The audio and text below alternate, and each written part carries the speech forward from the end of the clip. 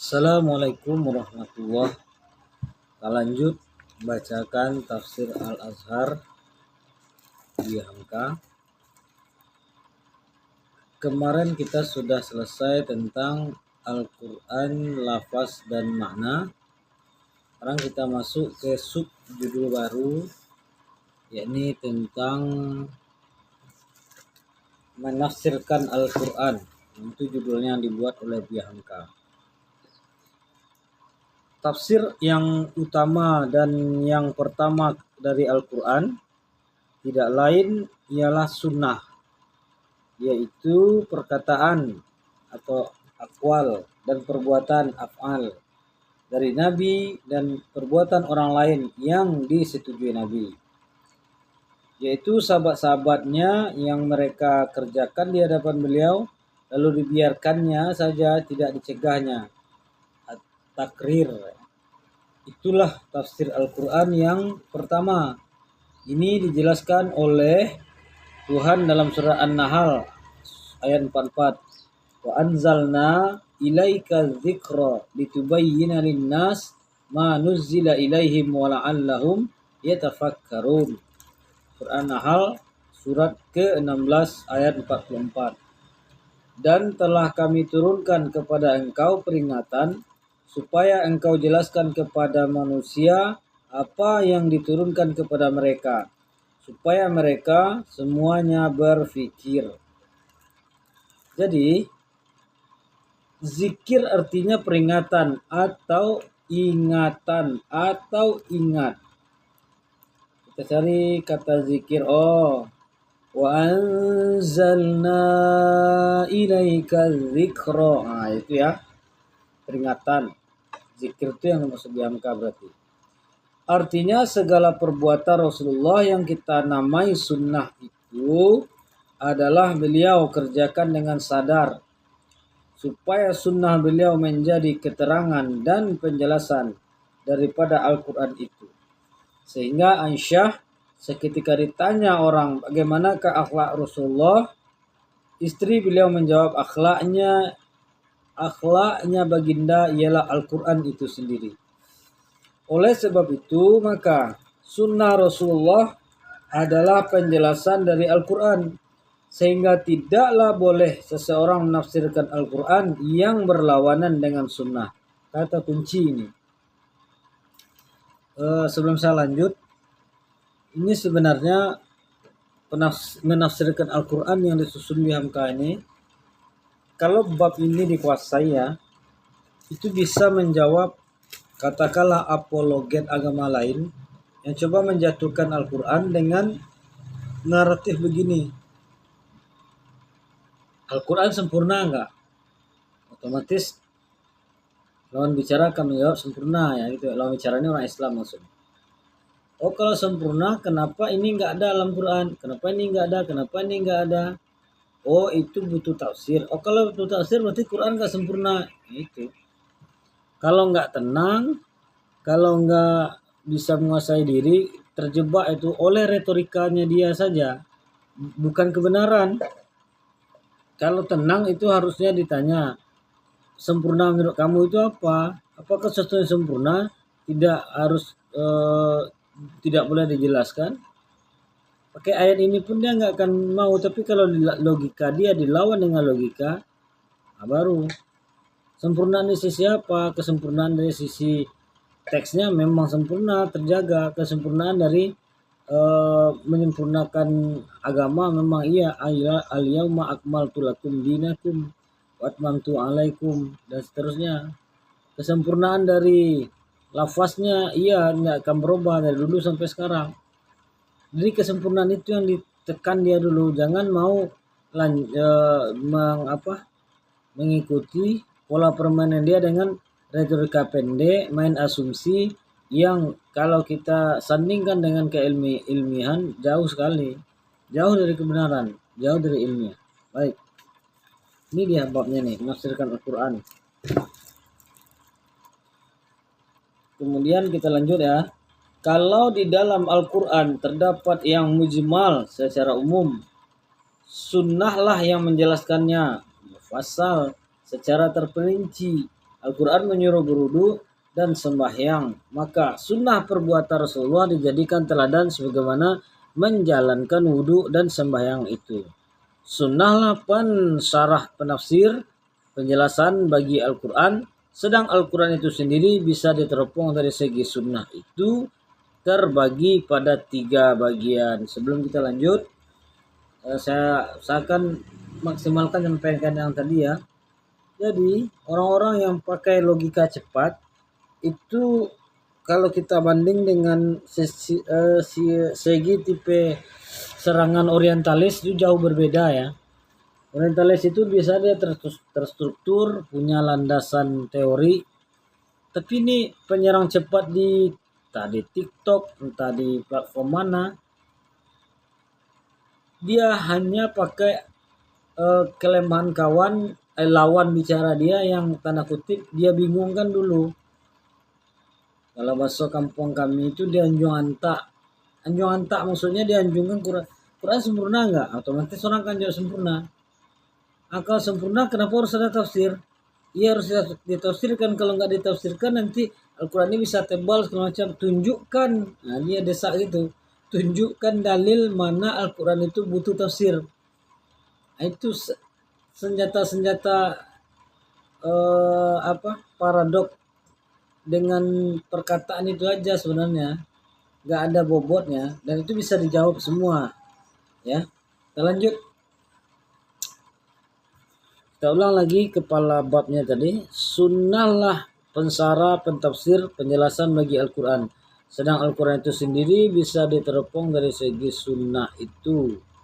Al-Quran dilihat dari segi sunnah terbagi pada 3 bagian. Bagian pertama yaitu dia mengandung hukum-hukum yang bersangkutan dengan halal haram, faraid dan wajibat, suruhan dan perintah yang mesti ya, yang wajib maksudnya, atau yang dianjurkan, mandub ya, atau yang dilarang dan dihukum siapa yang melanggarnya, mahzurat. Di samping itu ialah beberapa peraturan, undang-undang dan hukum yang berkenaan dengan daulah Islamiyah, kenegaraan Islam, atau lebih jelas lagi hal-hal ini dinyatakan dengan tegas tafsirnya oleh sunnah Nabi dan akal. Tidak banyak kesempatan buat menerawang lagi mencari penafsiran lain daripada yang telah diturunkan Nabi itu. Jadi ada beberapa ayat sebenarnya sudah kompatibel ya. Itu bagian pertama yang mengandung hukum-hukum yang bersangkutan dengan halal haram, itu kunci pertama ya. Hak dan kewajiban seseorang kayak gitu. Kemudian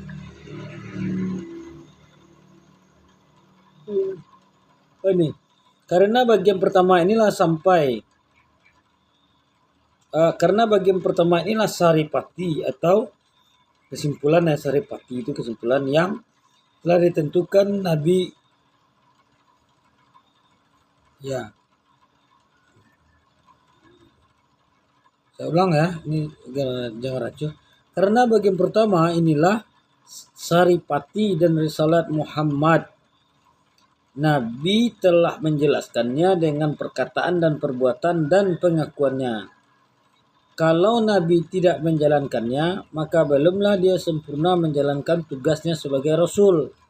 Maka mustahillah Nabi tidak menyampaikan dengan sempurna dan lengkap apa yang dia disuruh menyampaikan kepada kita. Ya, Nabi itu namanya utusan kan.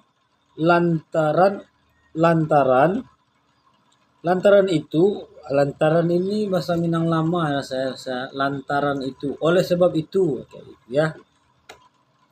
Lantaran itu maka segala hukum-hukum fikih yang ada dalam Al-Quran, baik berkenaan dengan ibadat ataupun dengan muamalat ataupun untuk menyusun masyarakat kemanusiaan yang dimulai dengan dasar pertamanya dari keluarga atau usrah sampai meningkat kepada berkampung berhalaman, berkota bernegeri, sampai kepada bertata negara dengan wilayah kekuasaannya, dan hubungan di antara yang memerintah dan yang diperintah sampai kepada hubungan kaum muslimin dengan golongan lain dalam damai atau dalam perang.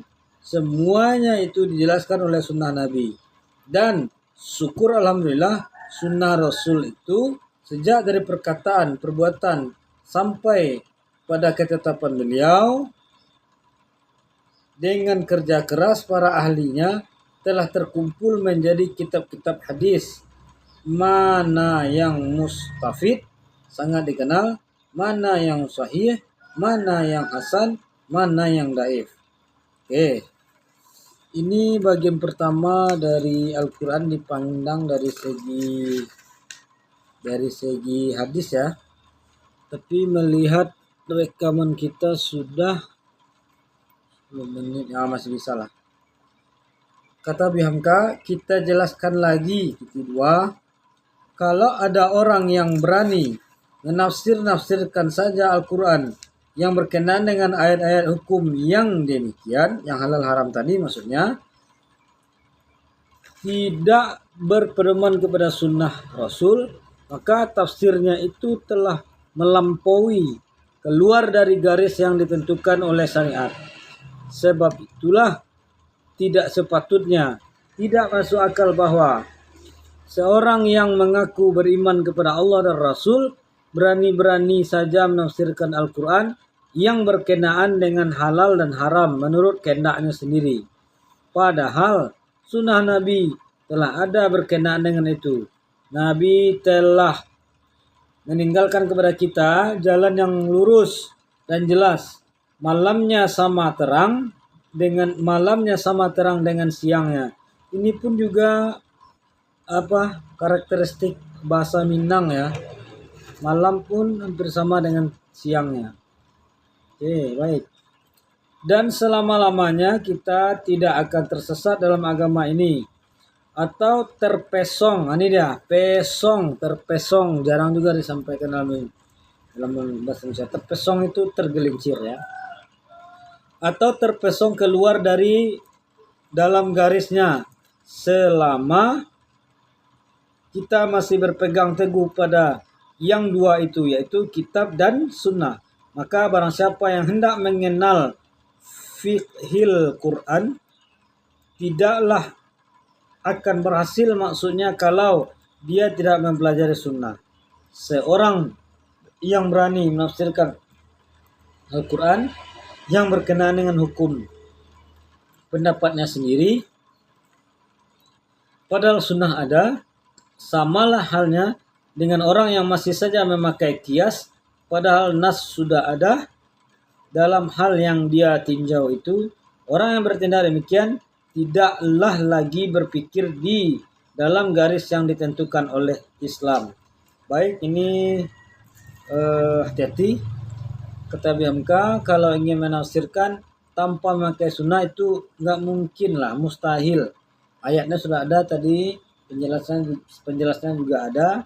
Tapi kalau boleh kita lanjutkan, ini yang digas atau yang dijawab oleh BMK adalah kaum ingkarus sunnah ya.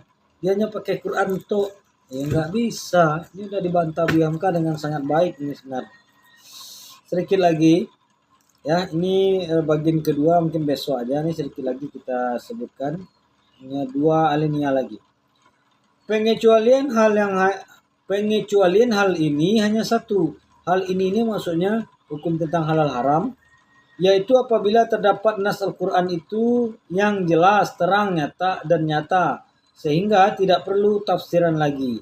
Lalu bertemu pula hadis ahad, yaitu hadis Rasulullah SAW yang diberitakan oleh perawi-perawi hadis dengan jalan yang bukan masyhur, sedang isi makna hadis berlawanan dengan nas yang sahih, yang jelas dan nyata dari Al-Quran. Kita lanjutkan dulu, ini nggak bisa sepotong masalahnya. Di dalam hal yang seperti ini fakta yang baru saja kita bacakan, kita berhadapan dengan nas Al-Quran yang jelas, nyata, masuk akal, tidak meragukan, bertentangan dengan hadis yang maknanya bertentangan dengan Al-Quran dan ragu akan kebenaran hadis itu, sebab kebenaran tidak dua, hanya satu. Kalau iya, iya. Kalau enggak. Kalau hitam, hitam. Kalau putih, putih. Pada saat itu barulah hadis tadi ditinggalkan. Kalaupun ada hal seperti itu. Berarti hadis kontra dengan Quran. Lihat, periwayatannya itu tidak masyhur, tidak mutawatir. Biasanya ahad kan kayak itu. Dengan kesadaran, bukanlah Rasulullah yang diragukan kebenarannya, melainkan kekhilafan dari perawi-perawi hadis itu. Jadi kalau ketemu, Anda ya ketemu hadis yang berkontra atau berlawanan dengan Quran, kepastiannya jujurnya memang Quran yang dipakai. Kalau itu terjadi berarti Rasulullah salah lah. Bukan gitu maksudnya, bukan Rasulullah yang salah, tapi kemungkinan itu terdapat dalam perawi hadis tersebut yang tidak sikah, yang tidak dhabit, yang tidak menjaga memorisnya hafalan. Itu maksud bihamka di sini ya. Hal-hal yang seperti ini akan berjumpa 2-3 kali dalam tafsir kita, insya Allah. Jadi nanti akan ada contohnya kata bihamka. Itulah bagian pertama, Al-Quran ditinjau dari Al-Sunnah. Ada 3 bagian. Hari ini kita bacakan 1 bagian. Besok bagian kedua ya. Kita tandai dulu. Bagian pertama tadi agak panjang juga, bagian kedua agak panjang. Mungkin besok atau kapan kita lanjutkan. Terima kasih sudah menonton. Kalau mau miliki ini tafsir Buya Hamka, ya boleh, silakan pesan melalui online. Ya, ada tokonya mungkin gitu ya. Saya belinya juga online dulu. Yang penting tafsir Al-Azhar Buya Hamka ini kita usahakan baca detail. Kapan tamatnya walau alam, nggak tahu. Ini sangat lama, bukan berhari-hari, berbulan ya, bertahun-tahun nih kan baru bisa tamat. Kalau dengan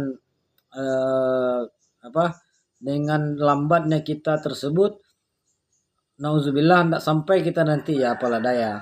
Jelas niat kita seluruh bacaan di tafsir Al-Azhar akan coba saya bacakan nanti. Terima kasih. Assalamualaikum warahmatullahi wabarakatuh.